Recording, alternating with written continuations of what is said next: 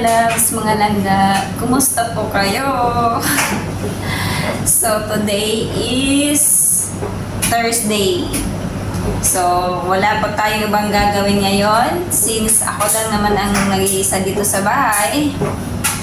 Dahil nasa school ang mga alaga ko at saka yung mga bossing ko is nasa work. Ay, yung ano lang pala, yung lalaki. Tapos yung babae is sinamahan si Amoy sa kanyang sports day ngayon. So, nandun siya sa I think Causeway Bay. Kasi doon gaganapin yung ano, yung sports day ni Amoy. So, tapos na tayo mag-breakfast. Tapos na po ako mag-breakfast. Charos.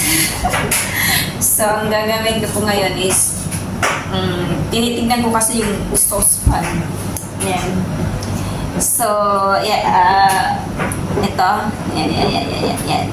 Yan. Tinitingnan ko kasi yan. Tapos, actually, matagal ko nang napansin yan na kailangan na linisan. So, nung tinitingnan ko is kailangan pala siyang gamitan ng screwdriver. So ngayon, hindi ko alam kung nasaan yung screwdriver kasi syempre kalilipat lang namin dito sa bahay. Tapos ang amo ko lalaki ang nag-keep ng kanyang mga tools. So natanong ko siya kahapon kung nasaan yung tools na gamit niya para yan. Actually, hindi ako naglilinis ng mga ganitong exhaust fan kasi gamitan siya ng nakascrew kasi siya. Hindi siya katulad ng iba na sabit lang tapos open mo lang kasi hindi naman siya nakascrew. Ito kasi nakascrew, nakalak. So, kailangan kong gamitan. O ngayon, partially ko na siyang nabuksan. Tapos, saka ko lang naisipan ba na video ko wala, ito pala ito para saka ko lang naisip pa na mag-video ako para may premiere ako. May pang-premiere ako next week. So yun, kaya naka-play. Tapos karaniwang ito na ang attire natin. Tapos yan. Actually, hindi pa ako tapos dito sa kusina. Kasi, syempre yung pinagkainan ko, hindi ko pa nahugasan. Tapos, tinabi ko muna. Tapos ito. Well, before maghuhugas ng mga blades sa exhaust fan, syempre, huhugasan ko muna yung mga pinagkainan ko para ma-separate siya at saka hindi siya malagyan ng grasa. So, yun lang guys, ang imamaritis ko sa inyo. Samahan niyo ako maglinis, manonood lang kayo at ako ang akyat. No? Okay, let's go!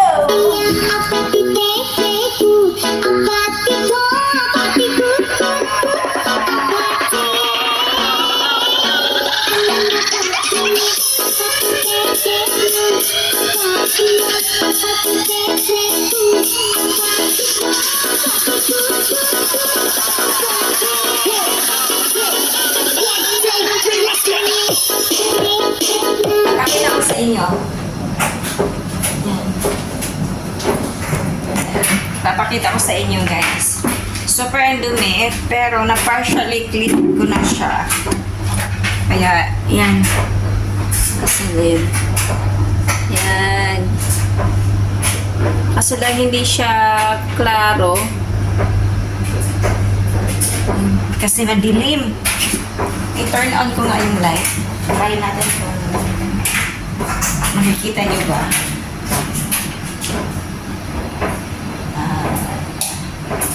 Ayun. Yan. Ito mo resing ka no. Buliot. Ayan. Ewan ko lang kung klaro na siya. Ayan na. Pero kailangan ko pa siyang anuhin sa loob. Pero na partially linis ko na siya. Ito. Kaya kaso lang. Kailangan talaga siya kasi naka-screw Ang tinanggal ko lang is ito. Ito, kasi para maalis ko yung blade. Hindi ko na siguro to tanggalin kasi mas ano siya, mas critical. Ayaw kong ano ba tanggalin kasi nakakabit lahat yung ano niya. Ito. Yan. So, pinakita ko lang sa inyo kung gaano kadumi. Kailan ba kami lumipat dito, ha?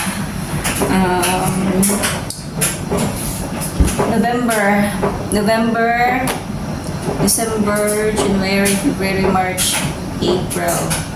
Also May na bukas.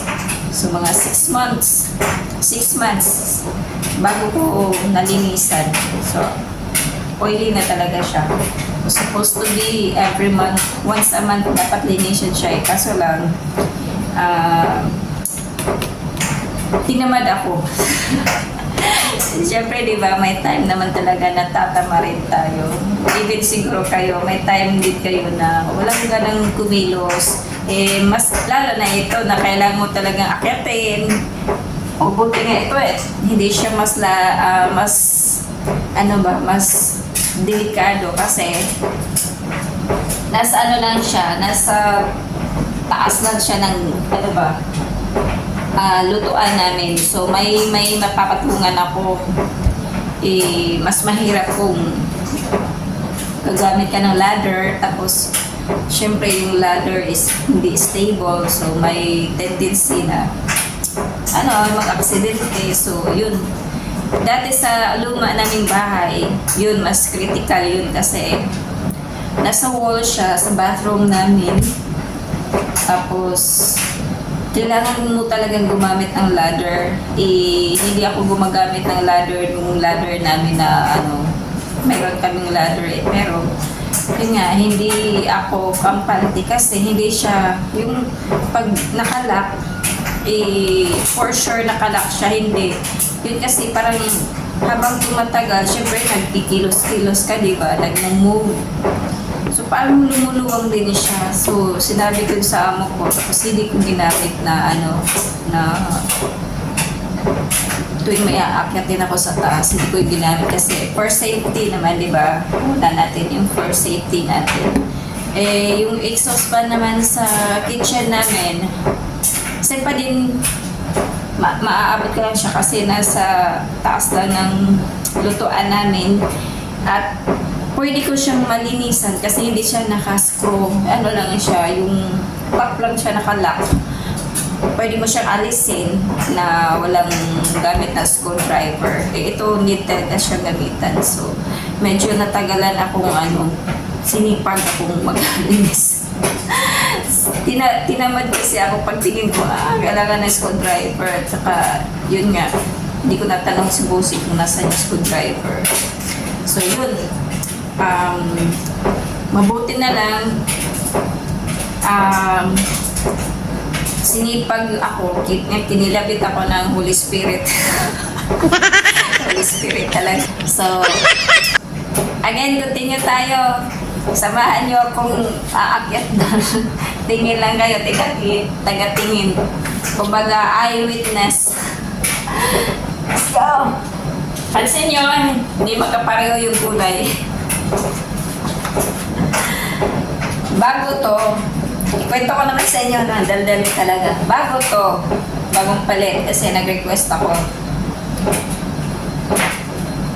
Ano ba naman ang nangyari, guys? 2 days pa lang bago ko to ginamit. Nabutas yung dito ko. Yung dito, yung thumb, nabutas siya. Pero dito sa right side. Kasi nga, mahaba yung kuko ko. Nabutas. Ngayon, may bago naman kaming gloves. Ang right side lang naman ang nabutas dito. Tinapon ko siya, pinalitan ko nito. Kaya, yellow and pink. Yellow and pink. Pero favorite color ko talaga is yellow and red.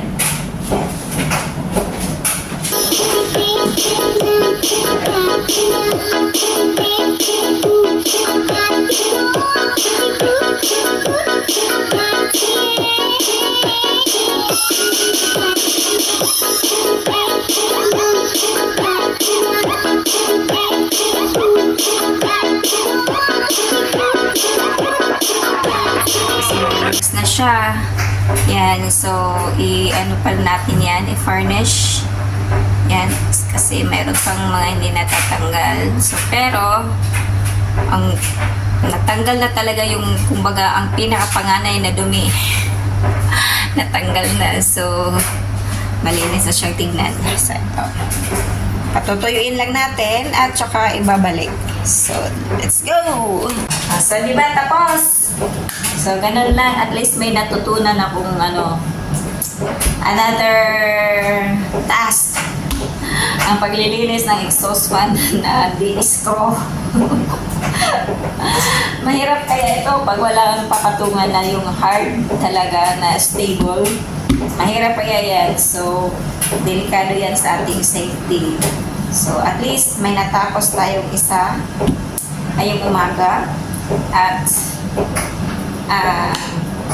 as usual, daily routine, linis-linis. And then, after that, preparing lunch na naman. So, ganun. So, that's it lang guys for today's vlog. Thank you sa pagsama nyo sa akin sa umagang ito. So, at least may natutunan na naman ako, di ba? So, that's all. Thank you so much, Ivy. So, that's all. Thank you so much, IVP family, sa mga visitors. Thank you so much, Gang Emilia, for the support. And, yun lang. Thank you sa at sinipagan mo. May pang-premiere ka na. Yun lang po, guys. Thank you so much. Bye-bye. Bye-bye. Bye-bye.